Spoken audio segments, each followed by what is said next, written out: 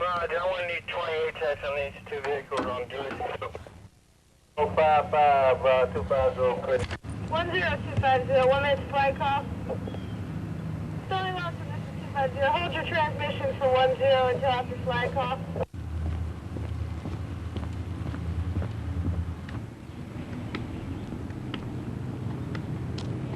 I'm going to open it up, but I can't get him on the radio.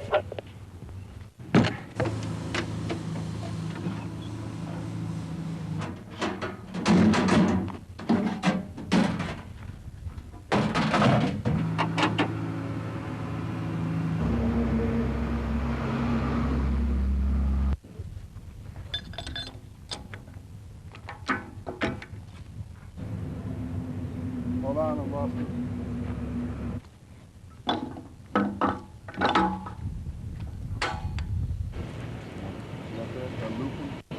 Slower.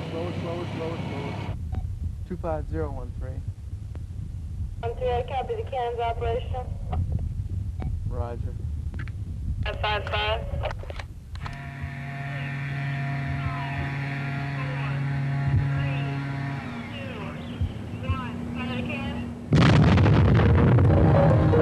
Sergeant rookies were listening to the call. They listened while the sergeant was laying down the law. They stood there at attention, their faces turning red. The sergeant looked them over, and this is what he said. This is the Army, Mr. Jones. No private room. I came to West Point for the challenge and because it was something different, it was out of the ordinary, and I was intrigued by the life of the cadets and the whole experience that I thought I would gain from coming to West Point. The reason I came to West Point was I felt a strong need to serve my country. My father was in the military, and he instilled a dedication towards country. So this is my way of paying back for all the freedoms that this country's given me. I came to West Point probably to fulfill a desire I had to excel. There were a lot of opportunities here which I wouldn't receive other places.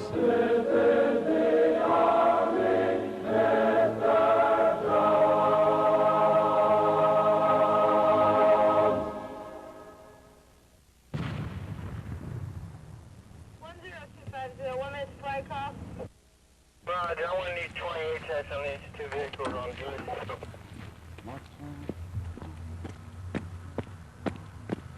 Possibility formation was a 0630 hours. Uniform is white over gray. All superintendent's award recipients meet on the front steps of the mess hall at 0700. I say again, accountability formation goes at 0630 hours.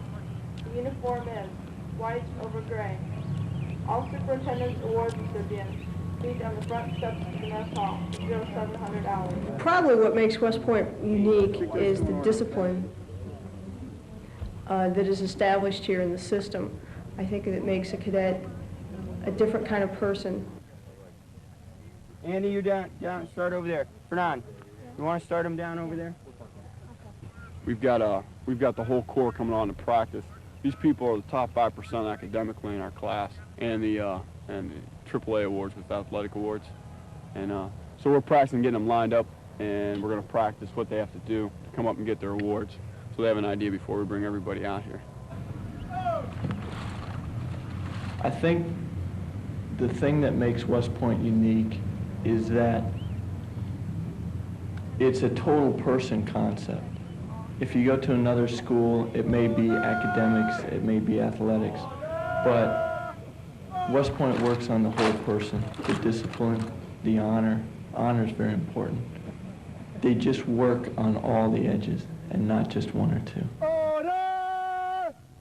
Order! The things that make West Point unique are the cadets and the interaction between people and the honor code and the pride that people have in where they go to school and what they do with their lives, and the honor that people feel to graduate and to just be a part of life here and to be a part of, and to have the friends that they do.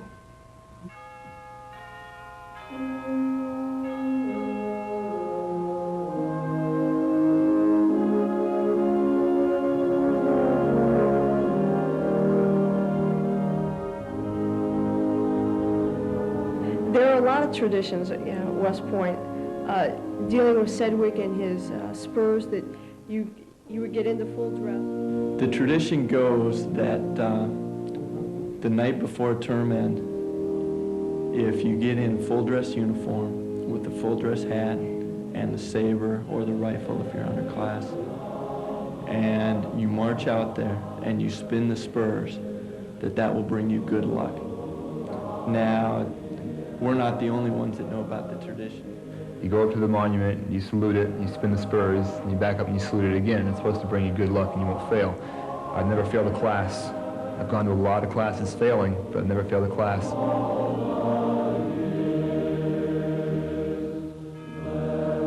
Well, definitely you'll never forget the scenic beauty that's here that you don't appreciate while you're a cadet, because it just seems all gray. But even when I walk around this week with my parents looking around, you can see how actually how really beautiful Trophy Point is in the view from Fort Putnam and the other areas. That's something that always stands out in your mind.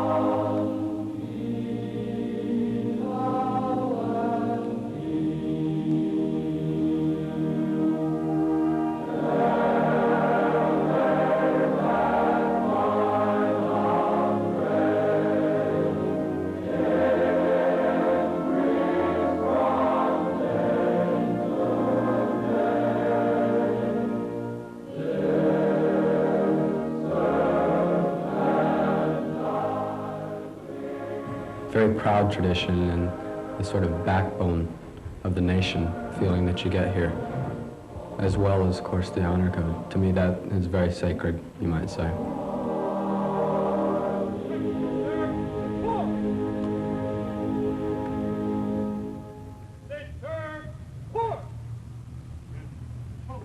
Good morning, ladies and gentlemen, and welcome to West Point's Memorial Day ceremony.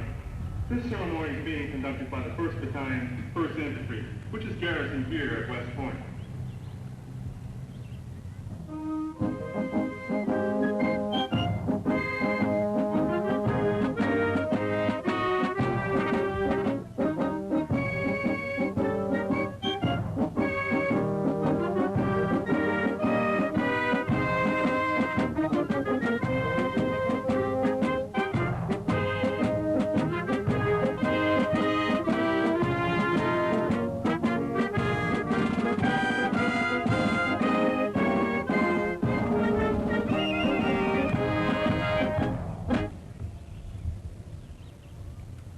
Present. Forward.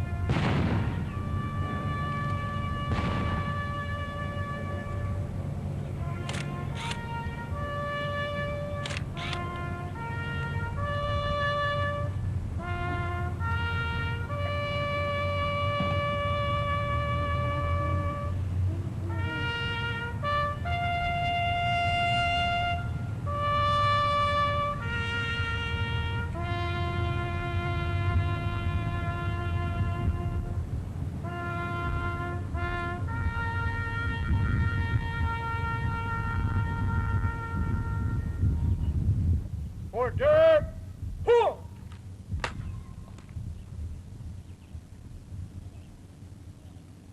Colors! Pose!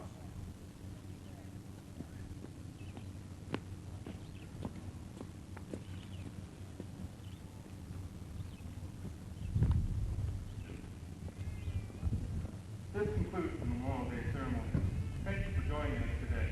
Enjoy your visit to the United States military.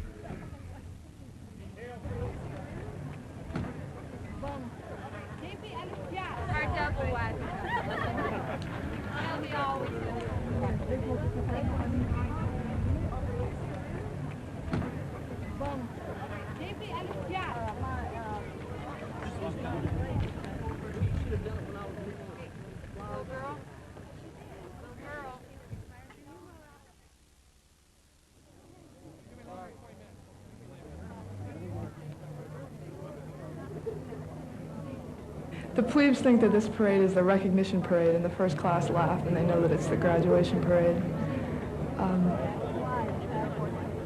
Parades are a part of West Point because they show the great American public what we do, and that we are proud to go here, and that we are proud to put on our best uniform and show our best form. And even though not all the cadets enjoy it all the time, it's still something we're all proud of doing once we get out and actually do it.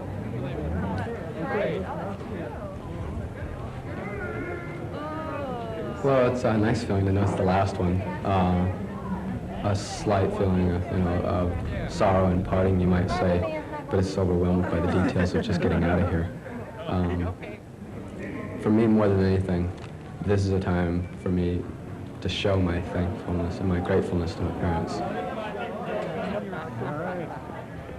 Last parade. Yeah, all right. Oh, it's going to be fantastic. We're finally over with them. But I guess parades are the only link between the cadets and the public, and that's what they see.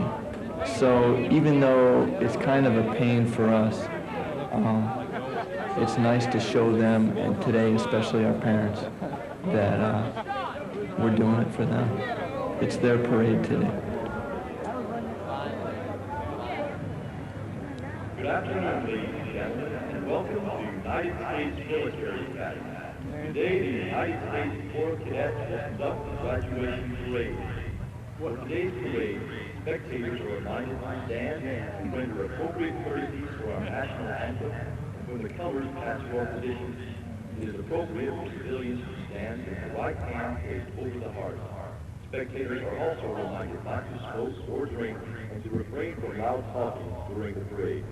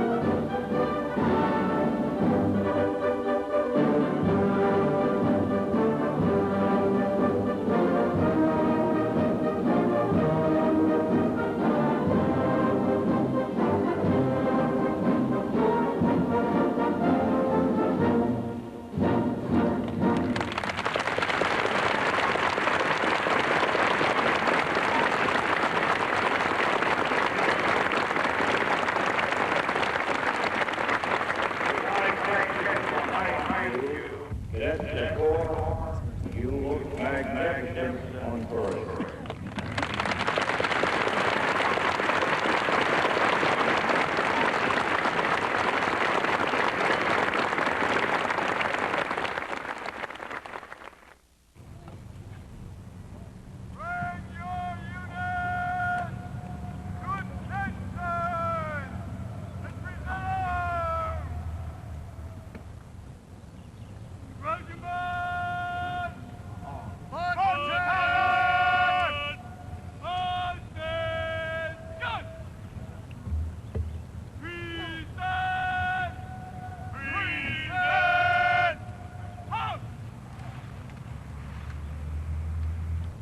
First captain, march the graduating class forward for the scene salute.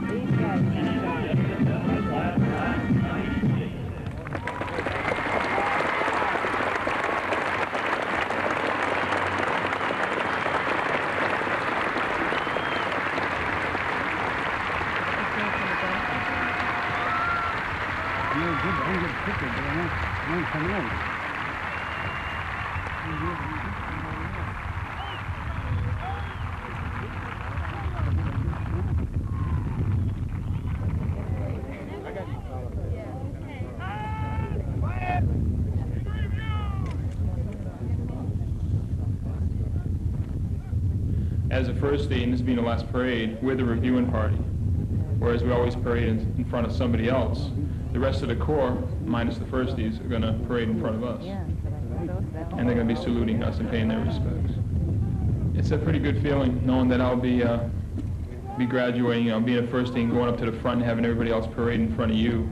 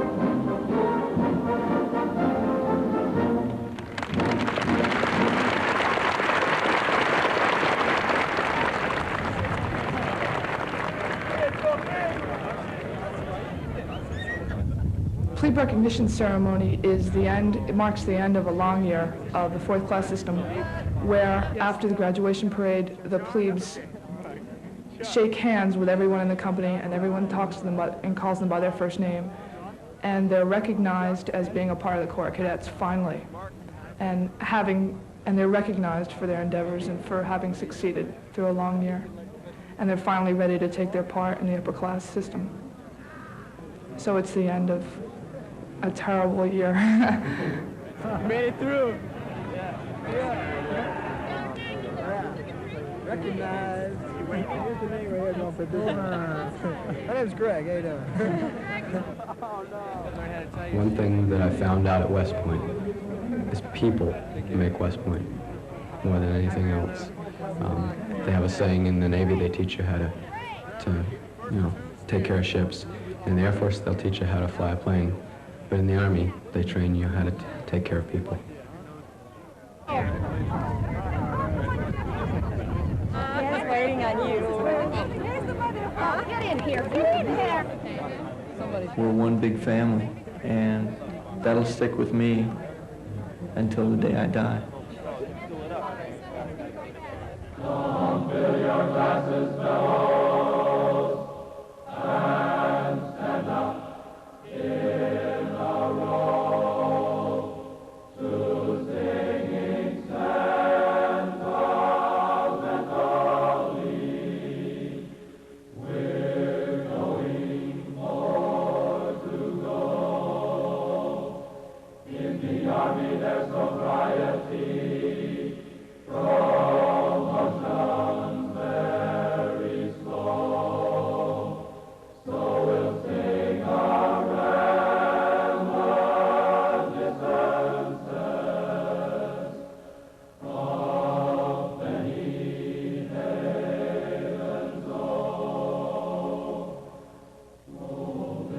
havens, oh many havens, oh.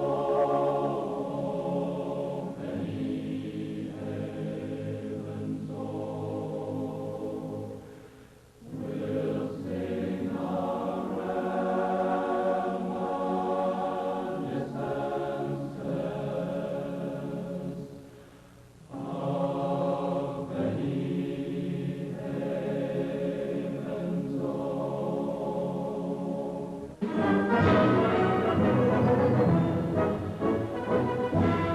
havens, oh.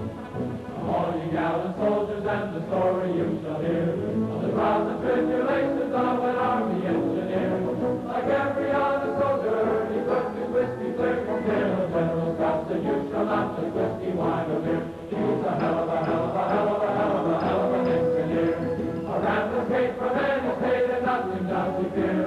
He tries to do his duty, he tries to do it well, but the captain and the sergeant and the corporal gave him hell. He's a hell of a, hell of a, hell of a, hell of a, hell of a, hell of an engineer.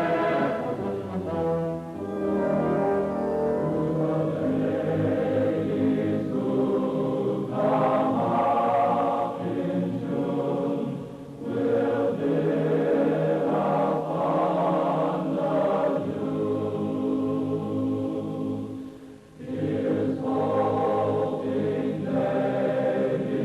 married soon and join the army too.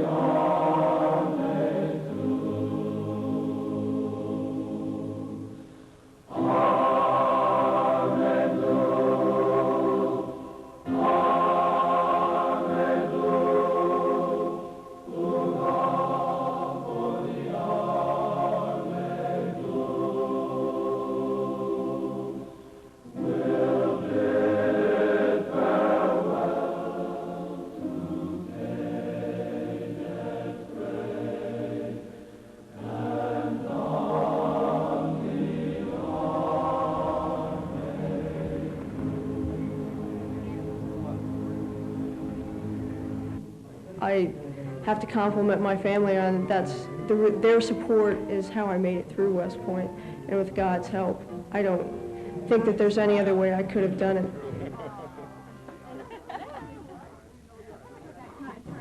It means a lot to them, a sense of pride and dignity, and it also means a lot to them because I'm going to serve my country, and that's something that is special. I think it's a real accomplishment for them also. That may be a new way to do it. You can't leave till you get a recruit to take your place in the class. Mr. and Mrs. Sasso. Miss Sasso. Where the Sassos live? The Arsenal. Sure, that's Sasso. Good to see you. Miss Suzanne Sasso. Suzanne, you coming in here yet? You don't want to go to Troy or Rensselaer. You want to come here, right? Grad Sasso. Nice to meet you. Very good to see you. Congratulations.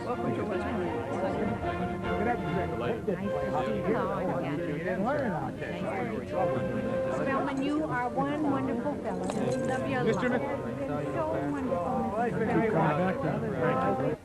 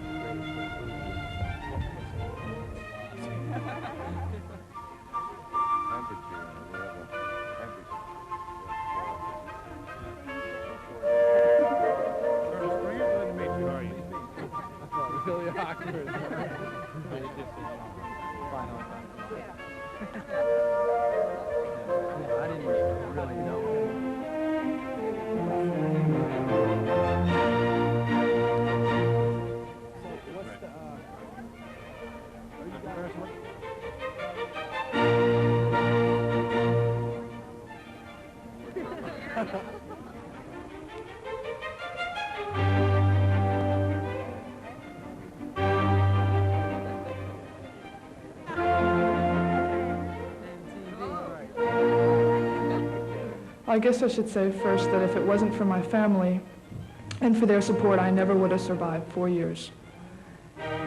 For them, I think it means watching a change that took place from when I was a plebe to when I became a first-classman to when I finally become an officer. And they see someone who's changed in a lot of ways, but they've really been a part of it, and they know that, and for them, they're very proud. But for me, it's something to have them here too, because I look back and think that if it wasn't for them, I never would have gotten through all of it. And they know that. At least I hope they do.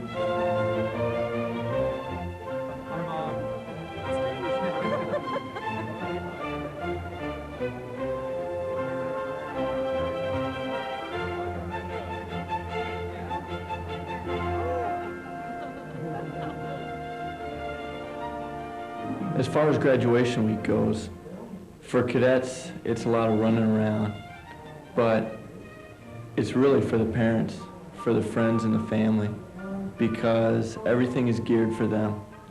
And my happiest moment this whole week won't be when I'm throwing my hat up, but it'll be after that, when my parents come down and congratulate me and they pin the bars on.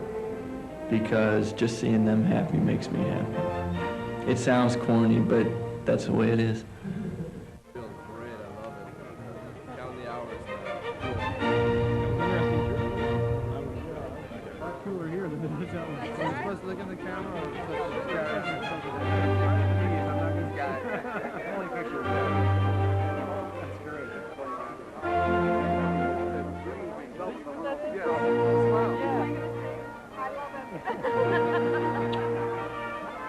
And I knew you could do it. That's great. Dayton, Ohio. Southwest, about a 13-hour drive or so. Shoots Master, my sister. Thank Peter Brendan. And Father, Mr. Shoots. That's my brother. My mom. Mary. Bud.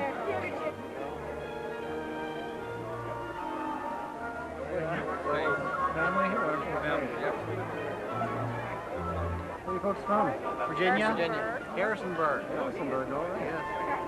I'll let you know whenever Wednesday comes. Still doesn't hit me. Still. Okay. Where are you folks from?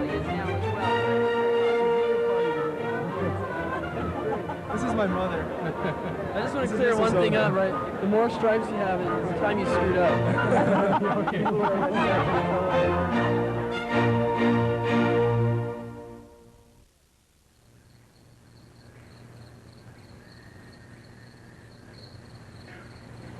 And it's sometimes fun, not too often though. You do a lot of work, but you play hard too when you do get to play.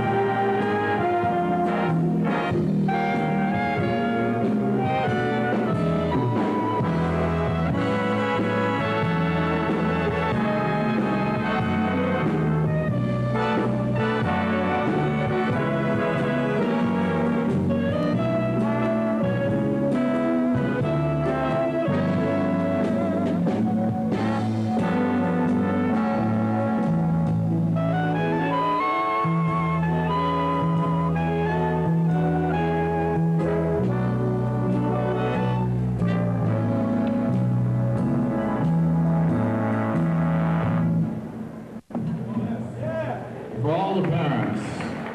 Well, right now, we're going to find out how young this whole room is, because here come the Blues Brothers. I still remember when you used to be 9 years old. Yeah, I was a fool for you from the bottom of my soul.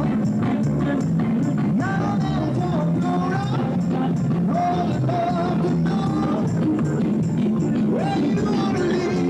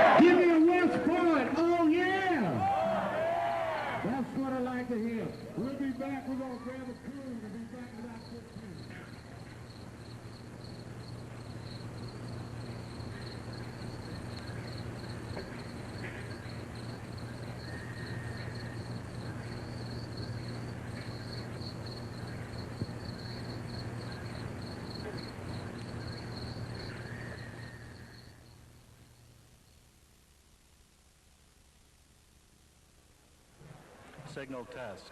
1, 2, 3, 4, 5, 6, 7. Well, when I think about West Point, I'll always picture the granite and the strength in the austere fortress where I went to school for 4 years, but I'll probably remember and cherish most of the people that I met and think about the people in my company who pulled me through a lot of hard times and who helped me enjoy both the good and the bad at West Point, because they're the people that really make you proud to be a part of everything that's here. So I'll think about them when I think about going to West Point, and I'll probably miss them a lot. Say something, Paula. Calibrating. His radio's bad. We gotta get another radio for him. Did you have one for Colonel? Yes.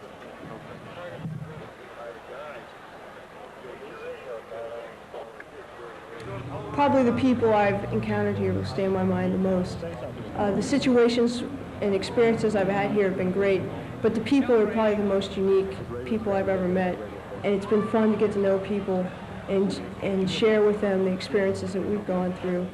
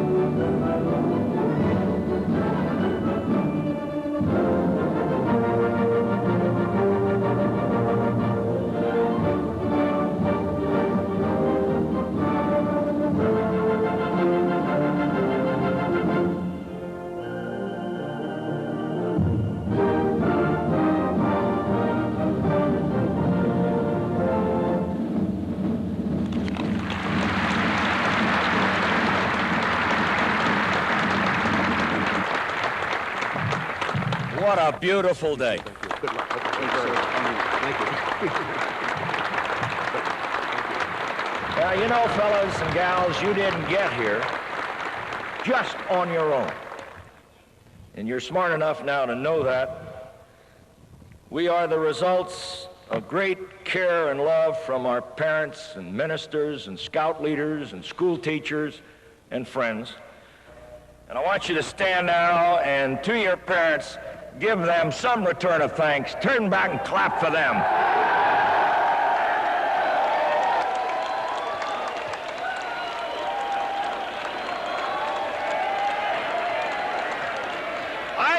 I will say, to arrange to have sitting on this podium two of the greatest people for the United States Army that exist in the United States today. And our speaker today at graduation, and we're most fortunate that he was able to break away and be with us, has had very close ties to West Point. Please join me in welcoming Secretary Caspar Weinberger. Secretary, great to have you here. Thank you very much. Thank you very much indeed. Thank you.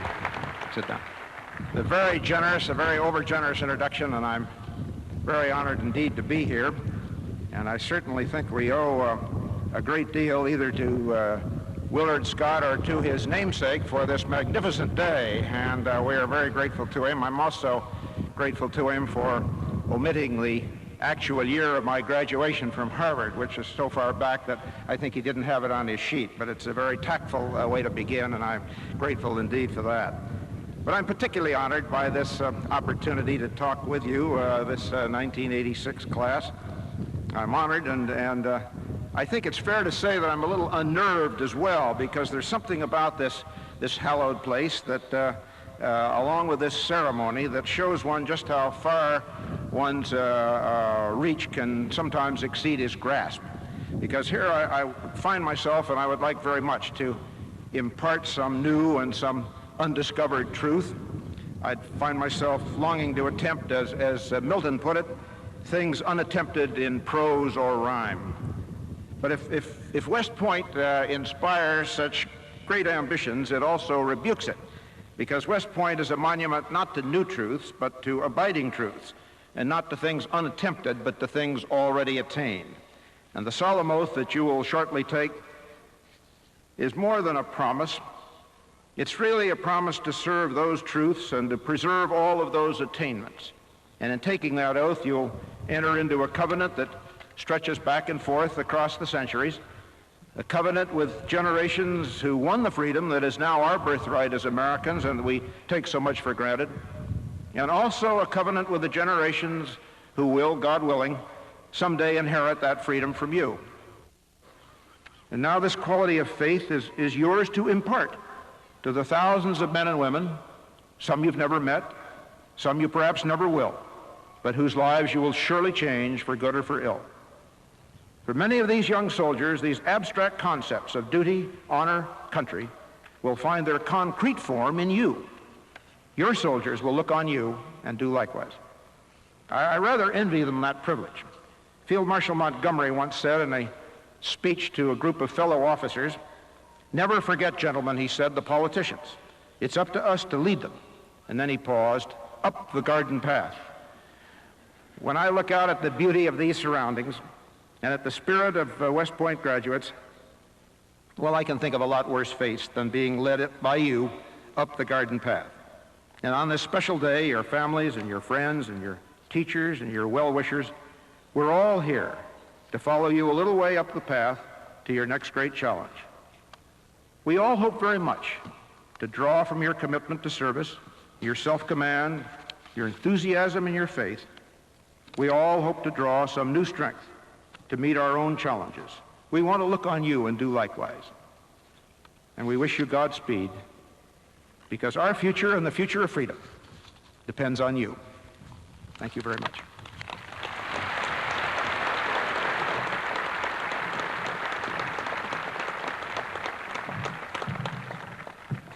I want to thank the Secretary for talking to you in such precise terms of leadership. Will the class of 1986 now come forward to receive their diplomas? I thought that was a command I'd have no trouble with. We'll ask if Secretary Weinberger would present the diplomas to the distinguished cadets, that is, the top 5% of the graduating class, followed by the Army Athletic Association trophy winners. Secretary.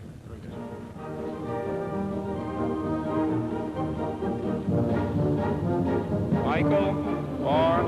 Pompeo.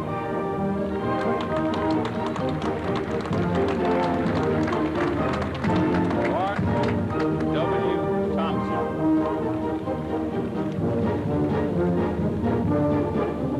Gregory P. Fitzharris.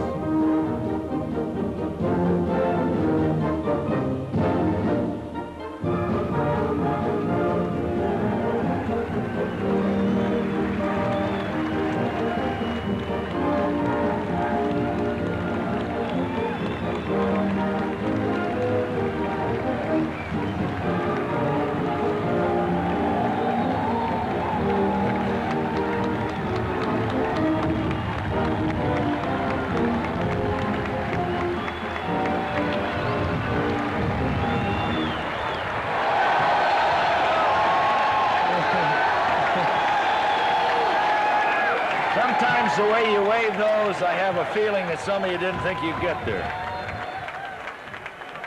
Raise your right hands. I, and state your full name. Having been appointed an officer in the United States Army, in the grade of second lieutenant, do solemnly swear that I will support and defend the Constitution of the United States against all enemies, foreign and domestic, that I will bear true faith and allegiance to the same, that I take this obligation freely, without any mental reservation or purpose of evasion, and that I will well and faithfully discharge the duties of the office upon which I am about to enter. So help me God. I now pronounce you second lieutenants.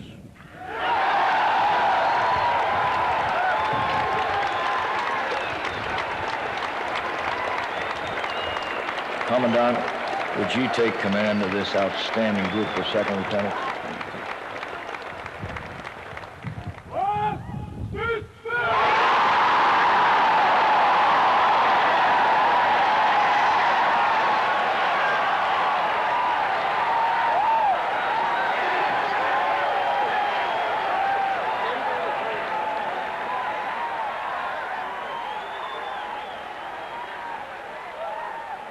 The message I give to my fellow graduates is, I guess, really wrapped up in what our motto is that courage never quits. And something our brigade commander just said was that what makes a great class is what we do in the future, not what we've done here. Just do your best. Y'all know what's right. And y'all have got something that got you this far. You can do it if you want it. Just remember the motto, courage never quits.